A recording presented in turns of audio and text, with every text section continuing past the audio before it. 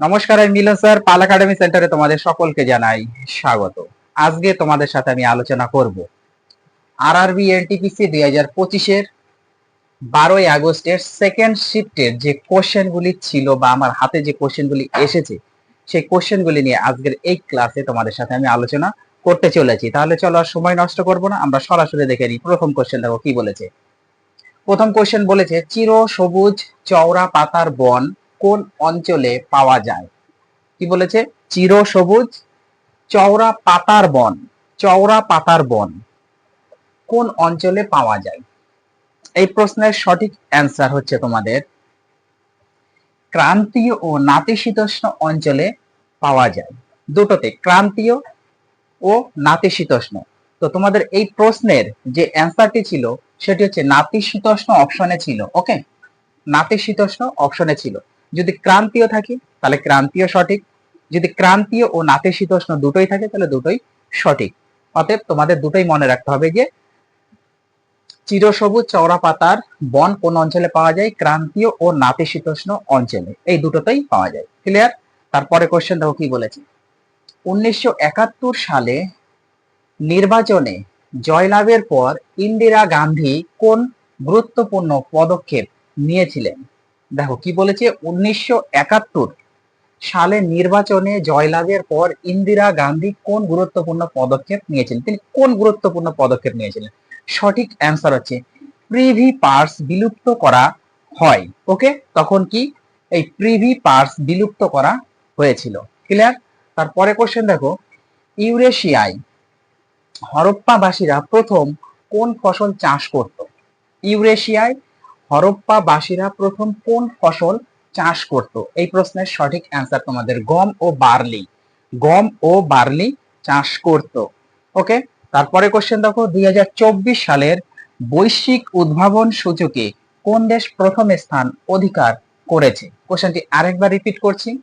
2024 সালের বৈশ্বিক উদ্ভাবন সূচকে কোন দেশ প্রথম স্থান অধিকার করেছে? সঠিক অ্যান্সার তোমাদের সুইজারল্যান্ড, সুইজারল্যান্ড। ক্লিয়ার? তারপরে কোশ্চেন দেখো, কোন শতাব্দীতে রেলপথের উন্নয়ন ঘটেছিল এবং এটি কিভাবে মানুষকে তাদের আত্মীয়দের সাথে দেখা করতে সাহায্য করেছিল? দেখো কেমন কোশ্চেন করেছে, কোন শতাব্দীতে রেলপথের উন্নয়ন ঘটেছিল এবং এটি কিভাবে মানুষকে তাদের আত্মীয়দের সাথে দেখা করতে সাহায্য করেছিল? এই প্রশ্নের সঠিক অ্যান্সার তোমাদের 19 শতকে, 19 শতকে এটা হয়েছিল। তারপরে কোশ্চেন কি বলেছে, রানী কি ভাওয়া, রানী কি ভাওয়া কোন নদীর তীরে অবস্থিত? দেখো কোশ্চেনটা কি বলেছে, বলেছে রানী কি ভাওয়া, রানী কি ভাওয়া কোন নদীর তীরে অবস্থিত? সঠিক অ্যান্সার হয়ে যাবে সরস্বতী নদীর তীরে অবস্থিত। অতএব রানী কি ভাওয়া সরস্বতী নদীর তীরে অবস্থিত। ক্লিয়ার? তারপরে কোশ্চেন, হর্ষবর্ধন শাহু কোন রাজ্যের? হর্ষবর্ধন শাহু তিনি কোন রাজ্যের? সঠিক অ্যান্সার ওড়িশা, ওড়িশা রাজ্যের তিনি। ওকে, অতএব হর্ষবর্ধন শাহু কোন রাজ্যের? তিনি হচ্ছে ওড়িশা রাজ্যের। তারপরে কোশ্চেন দেখো কি বলেছে, পরে কোশ্চেনে চোখ রাখো। দেখো পরে কোশ্চেনে বলেছে যে ভারোত্তোলনে স্বর্ণপদক প্রাপ্ত হর্ষবর্ধন শাহু কোন রাজ্যে? দেখো আগের কোশ্চেনটি কিন্তু এরা একটু ঘুরিয়ে দিয়েছে। কিভাবে দিয়েছে? ভারোত্তোলনে স্বর্ণপদক প্রাপ্ত এইভাবে দিয়েছে। হর্ষবর্ধন শাহু কোন রাজ্যে? সঠিক অ্যান্সার ওড়িশা, ওড়িশা রাজ্যের। বা হর্ষবর্ধন শাহু কোন রাজ্যের? ওড়িশা রাজ্যের। ওকে, তারপরে কোশ্চেন দেখো, 1991 সালের অর্থনৈতিক সংস্কারের সময় আমদানির ওপর কি প্রভাব পড়েছিল? দেখো কি বলেছে, 1991 সালের অর্থনৈতিক সংস্কারের সময় আমদানির ওপর কি প্রভাব পড়েছিল? সঠিক অ্যান্সার হয়ে যাবে দেশকে বিশ্বের অর্থনীতির সাথে একীভূত করা। অ্যান্সারটা কি হলো? দেশকে বিশ্বের অর্থনীতির সাথে একীভূত করা। ওকে, তারপরে কোশ্চেন দেখো, লোক আদালতে কোন মামলার শুনানি হয় না? লোক আদালতে কোন মামলার শুনানি হয় না? সঠিক অ্যান্সার তোমাদের হয়ে যাবে মার্ডার। ওকে, মার্ডারের কোনো শুনানি হয় না। ক্লিয়ার? তারপরে কোশ্চেন দেখো, ভারতের কোন অংশ সবুজ বিপ্লব দ্বারা সবচেয়ে বেশি প্রভাবিত হয়? ভারতের কোন অংশ সবুজ বিপ্লব দ্বারা সবচেয়ে বেশি প্রভাবিত হয়? সঠিক অ্যান্সার হয়ে যাবে দক্ষিণ ভারত। দক্ষিণ ভারত হলো সবুজ বিপ্লব দ্বারা সবচেয়ে বেশি প্রভাবিত হয়ে থাকে।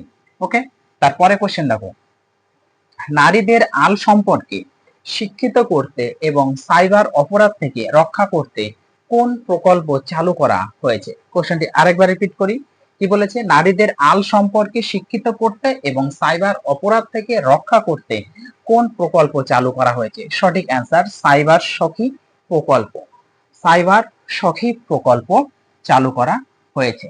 ওকে, তারপরে কোশ্চেন, কোনটি জল দূষণকারী? কোনটি জল দূষণকারী? অপশন আমরা একটু দেখে নিই, চারটে অপশন দিয়ে রেখেছি। নাম্বার 1, এক নাম্বার অপশন হচ্ছে সীসা, নাম্বার 2 রাসায়নিক, নাম্বার 3 অণুজীব, নাম্বার 4 অন্যান্য পদার্থ। তাহলে এই প্রশ্নের সঠিক অ্যান্সার কি হয়ে যাবে? আশা করি তোমরা সকলেই জানো যে কোনটি জল দূষণকারী। সঠিক অ্যান্সার হচ্ছে অপশন নাম্বার 1, সীসা হচ্ছে জল দূষণকারী। ক্লিয়ার? তারপরে কোশ্চেন, SAFF অনূর্ধ্ব 19 স্যাফ অনূর্ধ্ব 19 ফুটবলের ফাইনাল কোন স্টেডিয়ামে অনুষ্ঠিত হয়েছিল? কোশ্চেনটি আরেকবার রিপিট করছি, এগুলি হচ্ছে কারেন্ট অ্যাফেয়ার্স। ওকে, তোমাদের কারেন্ট অ্যাফেয়ার্স কন্টিনিউ চর্চা করতে হবে কিন্তু, তবেই পারবে। স্যাফ অনূর্ধ্ব 19 ফুটবলের ফাইনাল কোন স্টেডিয়ামে অনুষ্ঠিত হয়েছিল? এই প্রশ্নের সঠিক answer UPR Mondal jubilee stadium. UPR Mondal jubilee স্টেডিয়ামে হয়েছিল। ওকে, তারপরে কোশ্চেন দেখো, পরে কোশ্চেনে কি বলেছে, একটু চোখ রাখো পরে কোশ্চেন দেখো। পরে কোশ্চেনে বলেছে যে আসামের প্রথম তেল শোধনাগারের সাথে কোন শোধনাগার সংযুক্ত? কি বলেছে কোশ্চেনটি? কোশ্চেনটি বলেছে দেখো, বলেছে যে আসামের প্রথম তেল শোধনাগারের সাথে, প্রথম তেল শোধনাগারের সাথে আসামের কোন শোধনাগার সংযুক্ত? সঠিক অ্যান্সার তোমাদের ডিগবয় রিফাইনারি। ডিগবয় রিফাইনারি হচ্ছে তোমাদের এই প্রশ্নের সঠিক অ্যান্সার। ওকে, তারপরে কোশ্চেন দেখো, বেকিং সোডার রাসায়নিক নাম কি? বেকিং সোডার রাসায়নিক নাম কি? বেকিং সোডার রাসায়নিক নাম হচ্ছে সোডিয়াম বাইকার্বনেট। সোডিয়াম বাইকার্বনেট এর সংকেতটা একটু মনে রাখতে হবে, NaHCO3, সোডিয়াম বাইকার্বনেট। বেকিং সোডার রাসায়নিক নাম হচ্ছে সোডিয়াম বাইকার্বনেট। কিন্তু এই প্রশ্নে তোমাদের সোডিয়াম বাইকার্বনেট অপশনে ছিল না। সোডিয়াম বাইকার্বনেট এই অপশনটি ছিল না। কি ছিল? এই বেকিং সোডার রাসায়নিক নাম সোডিয়াম বাইকার্বনেট যেমন হয়, ঠিক আরেকটি নাম হয়, যেটা হচ্ছে বলা হয় sodium hydrogen carbonate. Sodium hydrogen carbonate. তো তোমাদের অপশনে সোডিয়াম হাইড্রোজেন কার্বনেট ছিল, কিন্তু সোডিয়াম বাইকার্বনেট ছিল না। এই প্রশ্নের সঠিক অ্যান্সার তাহলে তোমাদের হয়ে যাচ্ছে সোডিয়াম হাইড্রোজেন কার্বনেট। ওকে, কিন্তু দুটোই মনে রাখতে হবে। এক্সামে দিয়েছিল সোডিয়াম হাইড্রোজেন কার্বনেট, কিন্তু দুটোই মনে রাখবে যে সোডিয়াম হাইড্রোজেনের কার্বনেট অথবা সোডিয়াম বাইকার্বনেট অথবা এর সংকেতটা NaHCO3। ওকে, এই হচ্ছে তোমাদের বেকিং সোডার রাসায়নিক নাম। ক্লিয়ার? তারপরে কোশ্চেন দেখো, তাপমাত্রা বৃদ্ধি পেলে শব্দের গতিতে কি পরিবর্তন ঘটে? তাপমাত্রা বেড়ে গেলে, যখন তাপমাত্রা বেড়ে যায় তখন শব্দের গতিতে কি পরিবর্তন ঘটে? তাপমাত্রা বেড়ে গেলে শব্দের গতি বৃদ্ধি পাবে, শব্দের গতিও বৃদ্ধি হবে। যত তাপমাত্রা বেড়ে যাবে তত শব্দের গতিও বাড়তে থাকবে। ওকে, তারপরে কোশ্চেন দেখো, কি বলেছে? 2024 সালের গ্লোবাল ইনোভেশন ইন্ডেক্সে কোন দেশ প্রথম স্থান অধিকার করেছে? 2024 সালের গ্লোবাল ইনোভেশন ইন্ডেক্সে কোন দেশ প্রথম স্থান অধিকার করেছে? এই প্রশ্নের সঠিক অ্যান্সার তোমাদের সুইজারল্যান্ড। সুইজারল্যান্ড কি করেছে? 2024 সালের গ্লোবাল ইনোভেশন ইন্ডেক্সে প্রথম স্থান অধিকার করেছে। ওকে, তারপরে কোশ্চেন দেখো, কি ভারতের গ্র্যান্ড ওল্ড ম্যান, খুবই ইম্পর্টেন্ট, হিস্ট্রি থেকে কোশ্চেন করেছে, ভারতের গ্র্যান্ড ওল্ড ম্যান কাকে বলা হয়? ভারতের গ্র্যান্ড ওল্ড ম্যান কাকে বলা হয়? সঠিক অ্যান্সার দাদাভাই নওরোজিকে।